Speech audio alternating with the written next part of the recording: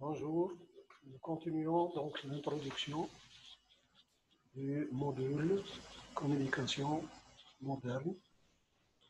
Donc, on continue dans la partie chaîne de transmission d'un système de communication. Donc là, on va voir les différentes bandes de communication hertzienne, c'est-à-dire dans le domaine de la radio.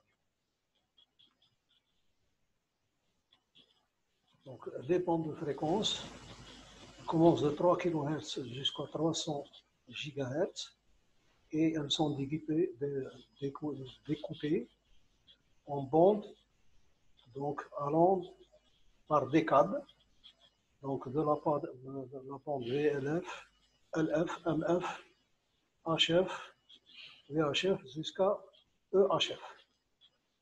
Donc si on prend la bande VLF, ça veut dire c'est Very Low Frequency, donc c'est des fréquences très basses.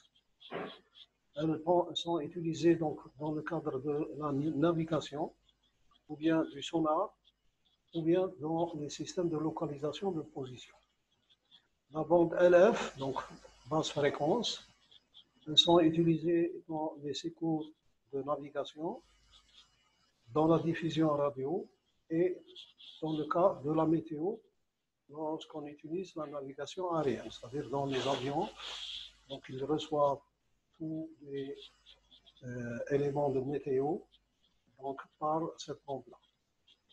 Puis on a la bande moyenne fréquence. Donc la bande moyenne fréquence, généralement, elle est utilisée en radiodiffusion et on les appelle les ondes moyennes AM.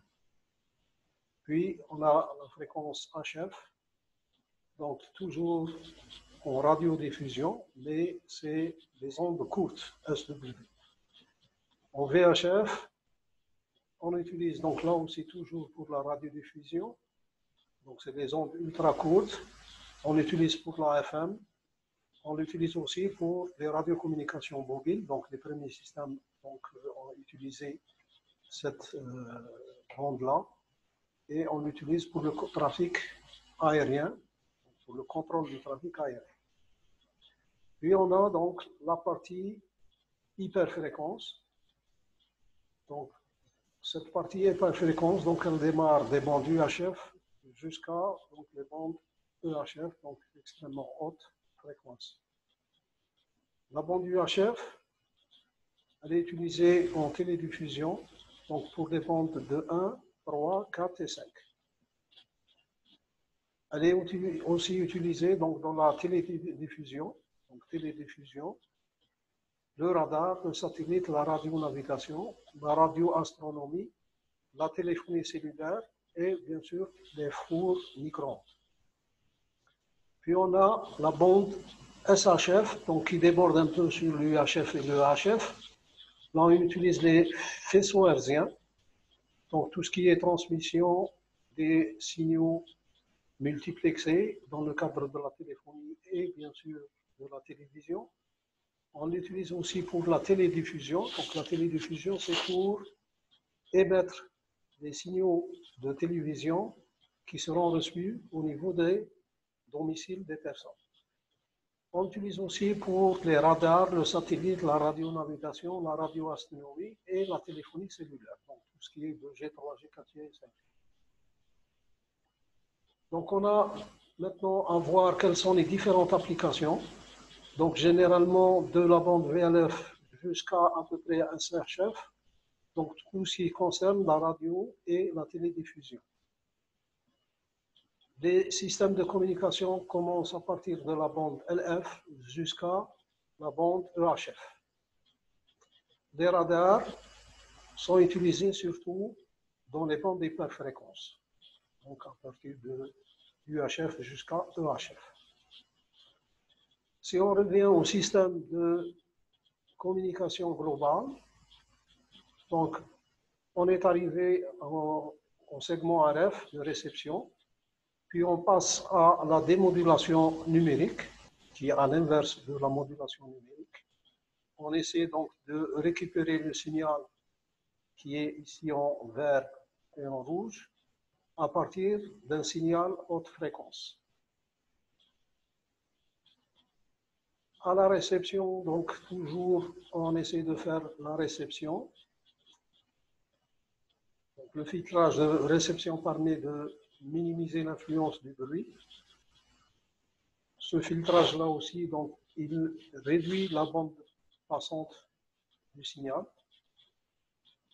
Et en fin de compte, on fait les opérations inverses, donc, de décodage de canal, de conversion analogique, plutôt numérique analogique, CNA. Là, on a fait le codage de source. Ici, on fait l'inverse, le décodage de source, pour rendre le signal sous sa forme originelle. Et ce signal sous sa forme originelle, donc vous remarquez qu'il y a une petite différence. Et ce signal-là sera transmis au destinataire. Donc maintenant, on va voir les critères d'évaluation de la qualité d'une transmission numérique. Qu'est-ce qu'on appelle une qualité d'une transmission numérique? En émission, on a des éléments binaires qui sont transmis et sous forme de signal, on a une tension plus 5 volts ou bien moins 5 volts, donc ça dépend du code qui est utilisé. Ce signal, lorsqu'il est transmis à travers un canal de propagation, il va subir l'effet du canal et bien sûr, il va aussi subir des distorsions et des bruits. À la réception, le signal sera sous la forme suivante. Donc vous voyez qu'il n'a plus la forme rectangulaire qu'il avait à l'émission. Ceci est dû au fait que le canal a changé la forme du signal et en plus, il y a eu du bruit qui s'est ajouté ainsi que des distorsions. En général, on prend un niveau intermédiaire entre le maximum et le minimum, c'est ce qu'on appelle le seuil à 0. Et ce seuil-là nous permet de décider si c'est un 1 ou un 0. Donc si le signal est positif, c'est un 1. S'il est négatif, c'est un 0. Et ça dépend par certains moments où il se trouve. Donc ici, si on regarde, on avait un 1. Le signal est sous forme d'un 1. Ici, à ce niveau-là, donc on a fait la décision, il est positif, donc on le prend pour un 1. Ici aussi, il est positif, on le prend pour un 1. Et ici, donc ici, c'est les instants de décision. C'est là où on décide est-ce que c'est un 1 ou c'est un 0. Et comme vous voyez, si on compare l'émission à la réception, on a un changement d'un bit. C'est ce qu'on appelle une erreur binaire. Donc, la qualité d'une transmission numérique dépend de ce qu'on appelle le taux d'erreur binaire. Ça veut dire le nombre d'éléments binaires qui ont été changés. Le taux d'erreur binaire, par définition, c'est le nombre de bits reçus erronés sur le nombre de bits transmis, donc c'est le nombre total de bits transmis. Vous voyez, on prend les bits qui ont été erronés, donc qui sont là où il y a eu erreur, sur le nombre de bits total transmis. Ces critères sont mesurés en laboratoire. Ils permettent donc de qualifier un appareil ou une liaison. Donc, en général, il permet de qualifier un appareil. Pour la liaison, c'est un peu plus compliqué, donc on va utiliser ce qu'on appelle le taux d'erreur binaire, qui est une estimation de probabilité d'erreur. Parce que ici, vous voyez le signal, on ne sait pas quelle est sa forme. C'est une forme qui est aléatoire. À un certain moment, il peut être un 1 ou il peut être un 0, alors qu'en émission, donc, il était l'inverse. Donc, cette probabilité d'erreur, elle va s'exprimer sous cette forme-là. Donc, la probabilité d'erreur totale, c'est la probabilité qu'on a eu un 1, parce qu'on ne sait pas si c'était un 1 qui a été transmis ou un 0. Donc, on va considérer la probabilité qu'un 1 a été transmis, multipliée par la probabilité qu'un 0 a été reçu lorsque un 1 a été transmis, plus la probabilité qu'un 0 a été transmis. C'est la probabilité d'occurrence de 0, qui sera multipliée par la probabilité qu'un 1 a été reçu alors qu'on avait transmis un 0. Cette probabilité, elle est fonction du rapport S sur N. S étant le signal, la puissance du signal, et N, c'est tous les bruits qui se sont ajoutés au signal. Si le rapport S sur N, il diminue, ça veut dire que si N augmente, le rapport S sur N, il diminue. Donc si le bruit augmente, la qualité S sur N, elle va diminuer. Si la qualité, elle diminue, alors la probabilité d'erreur, elle va augmenter. Donc le 1 sur 1, c'est la puissance du signal sur la puissance du bruit. Hein. Donc c'est la définition du rapport 1 sur n. Et donc ce rapport 1 sur n, c'est lui qui permet de déterminer la probabilité d'erreur sur les signaux transmis. Quel est le TEB si la puissance transmise en émission, c'est 10-6, sachant que 10 puissance 7 bits ont été transmis.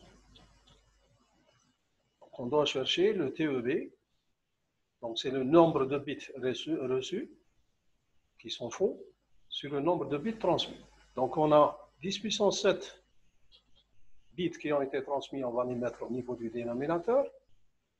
Et la probabilité ici, c'est que je vais avoir une erreur. Donc PE est égal à 10-6, ça veut dire que j'ai une erreur sur 1 million de bits. Donc sur 1 million de bits, qu'est-ce que je vais faire? Je vais évaluer ce. Donc j'ai ici 1 million sur 1 bit, et le nombre de bits transmis, c'est donc 10 puissance moins 6. Si on continue la notion de qualité d'une transmission numérique, la liaison est dite indisponible si pendant 10 secondes consécutives, le taux d'erreur est supérieur à 10.3. Donc une erreur au plus sur 1000 bits.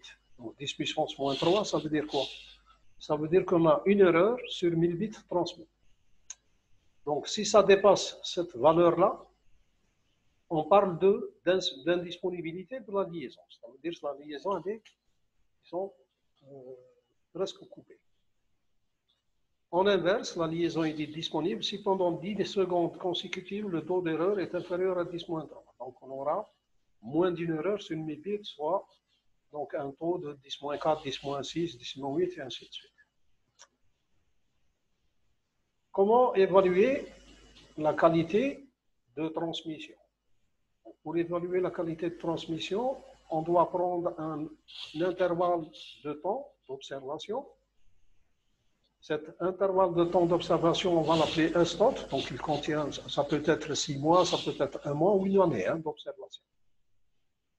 Sur notre total d'intervalle d'observation, on va donc continuer, on va compter le nombre d'intervalles d'une seconde pendant lequel la liaison est indisponible. Et puis on calcule le nombre d'intervalles d'une seconde pendant la liaison et pendant laquelle la liaison est indisponible. Donc, vous voyez, on va prendre le nombre total de secondes dans l'intervalle d'observation et on va prendre les 10 secondes par 10 secondes et on voit quel est le taux d'erreur. Donc, si le taux d'erreur est inférieur à 10-3, la liaison est disponible. Sinon, elle est indisponible. Donc, généralement, le temps total, c'est le nombre de secondes disponibles plus le nombre de secondes indisponibles. Donc, on obtient le nombre de secondes de disponibilité, c'est le nombre total de secondes ou bien d'observation, moins les différents intervalles de temps de 10 secondes pendant lesquels la liaison est déclarée indisponible. Et en calculant en même temps, à partir de S disponible, on va calculer le nombre de minutes de disponibilité. Bien sûr, on doit diviser seulement par 60. Donc, c'est sur ces secondes de disponibilité, S disponible, on va compter le nombre d'intervalles d'une seconde qui contiennent plus de 64 erreurs. Ces secondes sont appelées des secondes gravement entachées d'erreurs. Donc pourquoi on utilise la notion de 64 erreurs? Donc la notion de 64 erreurs, ça provient de quoi? Ça provient du nombre d'erreurs qui interviennent sur une seconde. De l'autre côté, on va prendre dans les secondes de disponibilité, on va voir le nombre d'intervalles d'une seconde qui contiennent au moins une erreur. C'est ce qu'on appelle les secondes avec erreur. Vous voyez la différence entre eux. Ici, j'ai plus de 64 erreurs. Ici, j'ai au moins une erreur. Donc, en termes de qualité, ici, la qualité est mauvaise. Donc, c'est ce qu'on appelle les secondes gravement entachées d'erreur. Et ici, c'est les secondes avec erreur. Donc, on va enlever toutes ces secondes, toutes ces SGE, on va les enlever de S disponible. Donc, les secondes qui sont, c'est les secondes de disponibilité. Et puis, on va regrouper toutes ces séquences, donc tous ces intervalles d'une seconde, on va les regrouper par groupe de, par paquet de 60. Et on va compter le nombre de paquets qui contiennent au plus 4 erreurs. Ce sont les secondes, donc ce sont plutôt les minutes dégradées. Donc ça, c'est, disons, l'explication, comment on fait pour pouvoir observer les différentes paramètres qui permettent de décrire est-ce qu'on a des secondes gravement entachées d'erreur, des secondes avec erreur et les minutes qui sont dégradées. Contraintes imposées au spectre des signaux. Donc les contraintes imposées au spectre des signaux, donc dans le cas de la transmission en bande de base, on va voir quels sont les problèmes à prendre en considération. Première chose, c'est la limitation de la bande passant du support vers les basses fréquences. Donc là, on ne parle plus de signal, mais on parle du support. Et donc, qu'est-ce qui se passe? Le support a tendance à éliminer les basses fréquences à cause des transformateurs qui sont sur la ligne.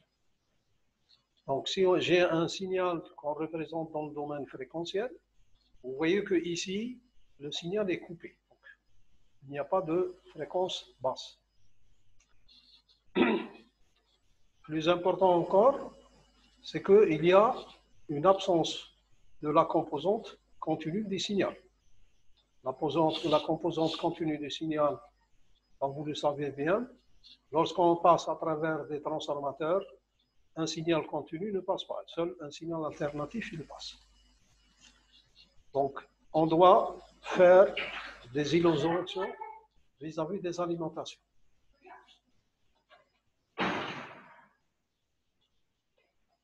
Donc, si on regarde la DSP d'un signal NRZ,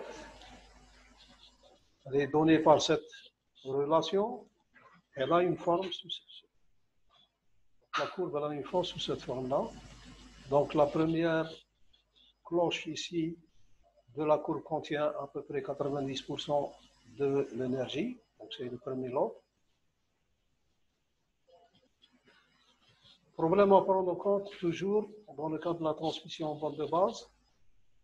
À la réception, il faut pouvoir reconstituer l'horloge, et ceci, quelle que soit la fréquence des données transmises. Ce qui se passe au niveau de la transmission, il y a atténuation du signal, il y a la distorsion d'amplitude, et donc on ajoute un bruit impulsif qui déforme le signal. Deuxième chose, à la réception, on doit détecter les erreurs. Donc, comment faire? On utilise un transcodeur pour modifier le spectre du signal pour l'adapter aux contraintes du support de transmission. Donc, ces problèmes, pour pouvoir les résoudre, on a besoin d'utiliser donc un transcodeur pour modifier le spectre du signal et l'adapter donc aux contraintes du support de transmission. Si on utilise une transmission sur fréquence porteuse, on doit respecter les règles d'optimisation de l'utilisation du spectre surtout dans le cas où on doit partager un canal de transmission pour plusieurs utilisateurs. Conséquence, on doit réduire ce qu'on appelle l'encombrement spectral à partir en utilisant les méthodes taxées ou bien en utilisant les modulations. Si on regarde quelle est la densité spectrale de puissance des codes, donc les codes qui sont transmis en ligne ont chacun un spectre, ou bien ce qu'on appelle une densité spectrale de puissance. Donc si je considère que le signal transmis est un signal binaire, il va avoir une courbe sous cette forme-là. C'est généralement des courbes gaussiennes. Et vous remarquez ici le point 2F0, c'est la fréquence d'horloge. Le code de Manchester, si on l'utilise, il va avoir un lobe principal qui va aller jusqu'à 3F0, qui est aussi la fréquence horloge. Si j'utilise un code de Miller, donc on va avoir une courbe qui est sous forme en rouge. Et là aussi, donc, la fréquence horloge elle est exactement comme celle du signal binaire.